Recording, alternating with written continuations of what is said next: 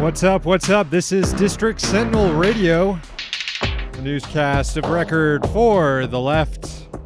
I'm Sam Sachs. I'm Sam Knight. We are broadcasting out of the Sentinel Fort in Washington, D.C. Check out the website, districtsentinel.com. Big news in a few days, November 1st. We're going to have a new studio name. That's right. Someone has claimed the top Patreon tier, the studio name tier. So on Thursday, we'll be debuting a new name. Exciting times. Exciting times indeed. There is some less exciting news about the studio. Yeah, keen observers, once again, the keenest observers to the show will notice that one of our interns is missing. Intern Suck. Intern Suck. Intern Suck is not dead. Okay? Intern Suck is not dead. We had a listener of the show diagnose what was wrong with Intern Suck. Advise me, it was some type of like growth, a fungus, some mealworm or something. I don't know. Doesn't sound good. Yeah, it sounded gross and not good. But I was advised to take a toothbrush and scrub the fungus or whatever that had grown over Intern Suck. Scrub it off, and then apply a alcohol water combo to it. And most importantly of all, we were told that we have to quarantine Intern Suck so that Intern Scully, what is this? Yeah, Scully. Thank you, Keister. Keister did confirm that he got us. Yes. And according to Keister, its name is Scully, so yes. Intern Scully. We got to make sure that Intern Scully here doesn't get contaminated by whatever Intern Suck got. So Intern Suck is now... I got to say, Intern Scully is looking a little bit fungus-ridden. Well, Intern already. Scully was next to Intern Suck all night before I knew that this was contagious. So hopefully pray for Intern Scully, folks. Pray for Intern Scully. And pray for Intern Suck, because Intern Suck right now is most on of life all support. pray for Intern Suck. I don't think Intern Suck's gonna make it, but I've got Intern Suck quarantined on a windowsill, getting some sunlight. Some nice caregiving you were doing to Intern Suck, who we are all praying for. Indeed. Hashtag pray for Intern Suck. Yeah. I remembered to hardwire the internet today, so hopefully we get a better connection. That's right. That is a thing. We have hardwired the internet. We are fighting internet choppiness together. Yeah, yes. What else we got? Whitey Bulger dead.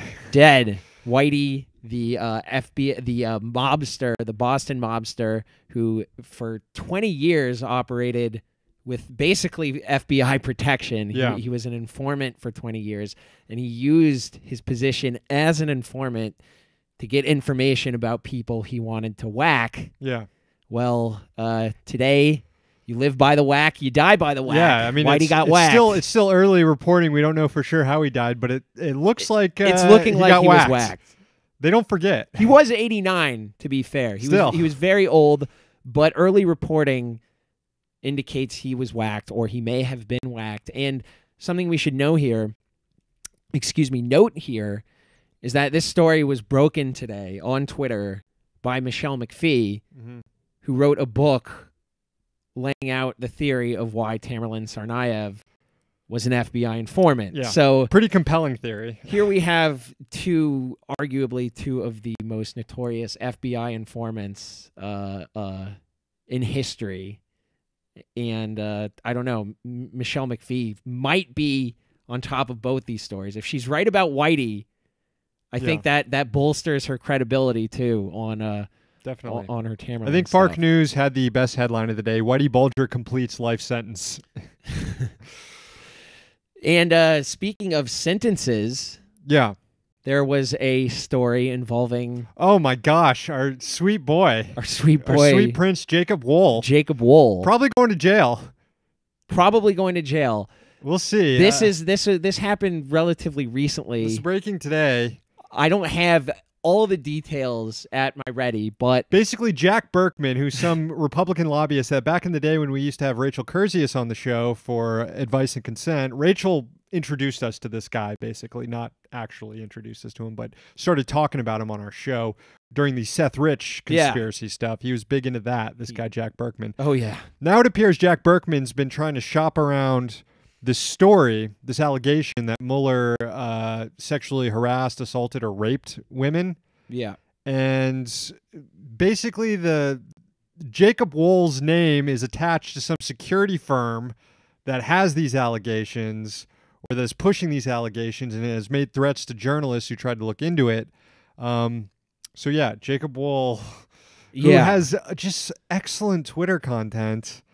Yeah, get your tweets in while you can, man. He is, first of all, by the way, just I would say that I wouldn't discount the theory that Bob Mueller has assaulted someone, but that said, everyone involved in this story is very sketchy. Allegations of cash payments, large cash payments. Yeah. Jacob Wool, which I didn't know until today, he received a ban from the securities industry, not by the SEC, but by the Arizona, the state level securities regulator in Arizona, and he's a grifter. And he's known, of course, what we're referring to as pathetic tweets. He's always replying to Trump saying, like, great job, Mr. President. Yeah. And stuff like that. And so he's the perfect archetype of a Trump guy, like a disgraced 20-year-old who's really hedge fund guy who's really stupid, who's an obvious fraudster. I can see exactly why he's drawn to Trump. Check him out on Twitter right now, Jacob A. Wohl, W-O-H-L. He's trying to tweet through probably going to jail. Yeah. All right. We do have some commentary on Jacob Wohl, okay. which is why we should have brought him up, because when we logged onto the chat, before we even started the show, the chat was lighting up with conversation about Jacob Wohl. What do we got? We got, oh, shit. I spaced. Does this mean that Wool gets to assume the mantle of James O'Keefe? Bobby Bilko says. Luke, I have no clue who Jacob Wool is, nor would I put it past Mueller to do something like that at some point in his sleazy FBI world, but like, LOL dumbasses. This was pretty much my take. Yeah. Well, I don't know. Luke, I'd advise you to study up on Jacob's Twitter. Oh, yeah, no, true. You should definitely know who good. Jacob Wool is. It's endless entertainment. Yeah. And Nathan says Jacob Wool is like the Millhouse when when the Simpsons go to the beach of right-wing Twitter. You're the dud. All right. Also, right now, mankind. Get this. Saw this in the news. Mankind is closer to the sun than ever before. The Parker Solar Probe yesterday exceeded a 1976 record and came within 26.6 million miles of the sun. By the time this probe is finished, it's going to get as close as 3 million miles to the sun. Who wants to trade places with it? Shoot me into the sun, Daddy. Well, we'll be closer to the sun, so at least our threats to put people on a rocket and send them to the sun will be more credible. Yeah. Watch out, Twitter. Another reason for Twitter to ban you. Well, in other years, we wouldn't have considered this a threat, but this year we are now only 3 million miles from the sun, so we had to be... Anyway. All right, let's get on with it. Got some haikus to read later. It's Tuesday. Well, one haiku to read later. It's Tuesday, October 30th, 2018. Here's the news.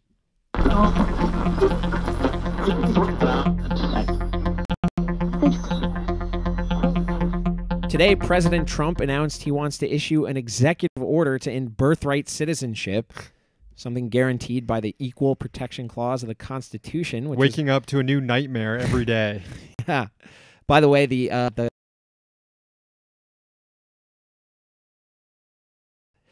Trump made this repugnant announcement through the sycophantic access-mongering ghouls at Axios.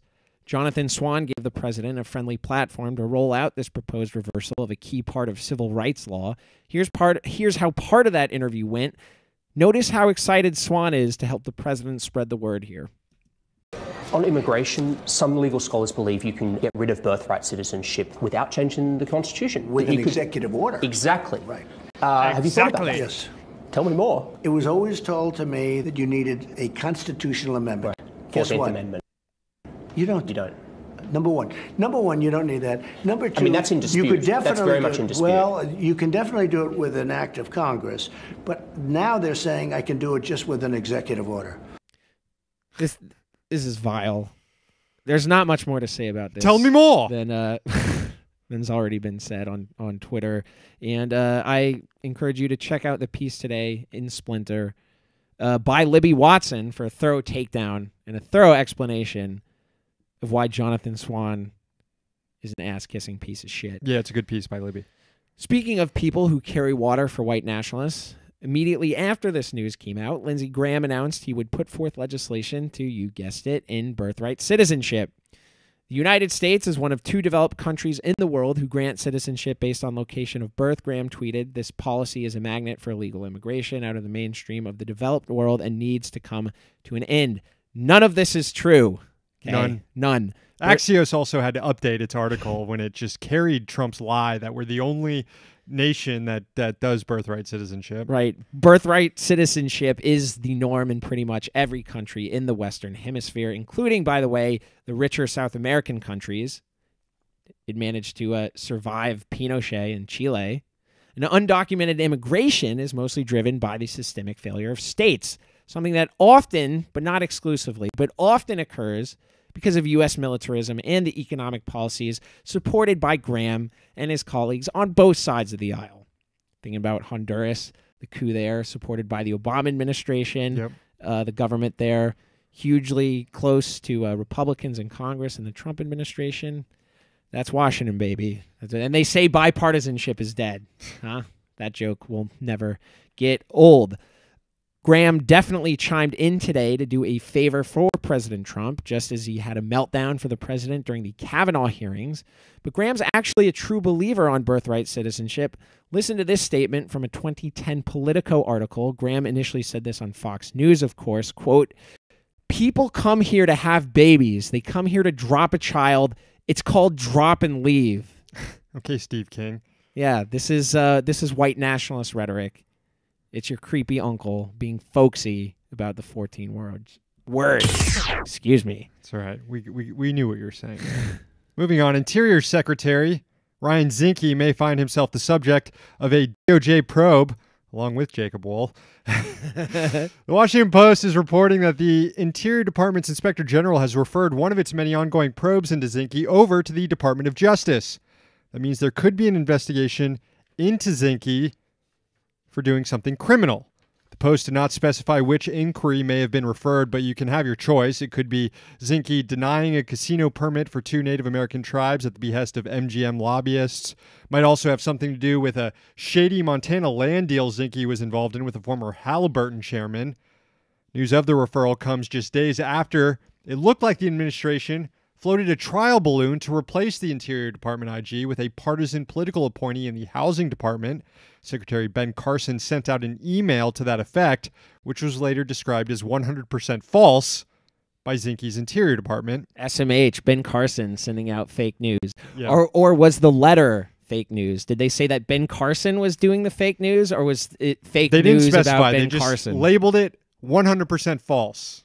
All right. It was probably Carson then. Yeah. Because if it was the media, you'd know they'd be like, "Oh, this is another fake news story by the failing New York Times," or whatever. Yeah. The Inspector General's office earlier this month did knock Zinke for ethics violations when he allowed his wife to travel with him on the public dollar. The Justice Department so far is refusing to comment on the matter. Not me, Ben Carson, purveyor of fake news. All right. Now time to thank our subscribers who have been so generous with their money and throwing it to us every month on Patreon. We've got one new subscriber that we have to read a haiku for. This goes out to John. "I'll see you in court," I yell at Republicans, then I promptly lose.